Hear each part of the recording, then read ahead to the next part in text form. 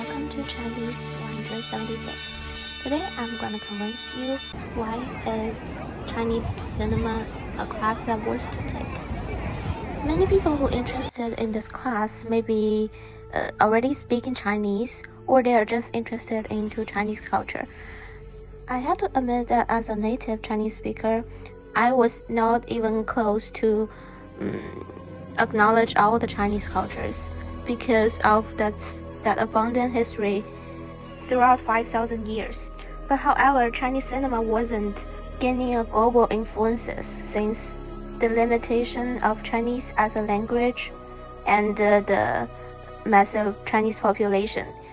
But in this class, we are actually diving into Chinese cinemas as the one of the most accessible way to learn Chinese culture. Something special about films is that they have picturing, and the line can actually be translated to any language, providing Chinese cinemas available to foreigners. And each film have its own backgrounds. So understanding Chinese cinema will be also requiring background knowledge of understanding Chinese culture, political, economic development.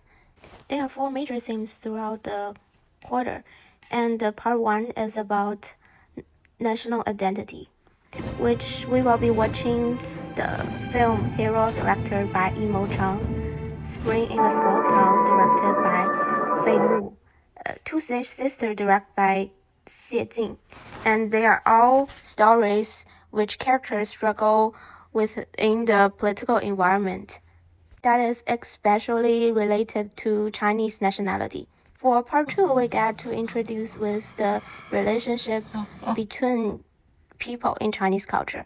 We will be watching I Don't Want to Sleep Alone by Cai Mingliang, Happy Together by Wang Kawei, Lost Caution by Li An. All those films are really emotional in terms of reflecting strong feelings that people might have with each other. For part three, it's dominated by signature Chinese sceneries, such as the Yellow River and the incredibly beautiful mountains in Tibet. This part contains the movie Life on the String, Postman in the Mountain, and the Kokosili Mountain Patrol. In section number 4, we will be watching a documentary themed around a poet in China whose name is Yu Xiuhua. And this documentary is going to show us how in the modern world social media could bring to the thrive of art. Personally, two of my favorite movie it's I Don't Want to Sleep Alone by Cai Mingliang and Postman in the Mountain. I Don't Want to Sleep Alone is reflecting the real life situation that immigrant workers face within Malaysia. This film is more like a dream, which all the plot are in pieces and not all the characters are clearly introduced. All the characters seem to be living at the dirtiest environment in the city, but however, the director was able to create beautiful sceneries and artistic shots in the messy environment. In my opinion, the film reflects that in an environment where your desires press to the lowest level because of poverty, what else you can do to comfort yourself and make your life memorable? It is not fair to judge I Don't Want to Sleep Alone's character by moral standards, but you can really feel the bonds between them under Cai Mingliang's shots. And you will be surprised about how beautiful interactions can be built upon a place in the world that is full of trash. The other of my favorite movie is called Postman in the Mountain, directed by Huo Jianqi. It is a very simple and low-cost movie centered around the relationship between a retired postman father and his postman son. Scenes in the movie are dominated by the son and the father walking through the mountains and rivers while making interaction with all villagers and of course their dog, Lao Er. The movie reflects a very essential part of Chinese society, which is the relationship of father and son.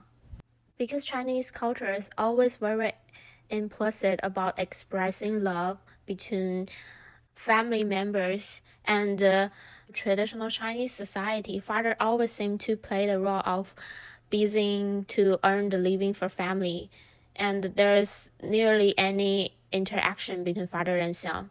But however, it doesn't mean that love doesn't exist between Chinese father and son, but they were just too shy to express. Movie use flashbacks that allow us to understand both of the character more deeply and really be touched by their interactions. And I think this class really told me to. The class introduced me a lot of cinema strategies that I haven't been noticing before, and I was able to analyze the film and the emotion between each shot with the film strategies.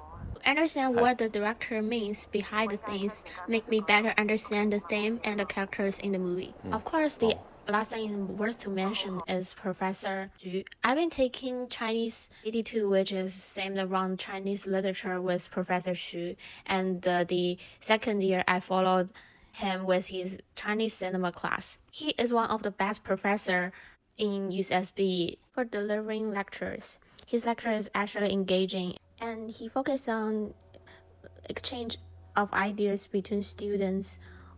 I'll say it is my honor to take 2 of the class about Chinese culture with Professor Xu, and he made me realize that I should know my roots and be proud of being part of the Chinese heritage.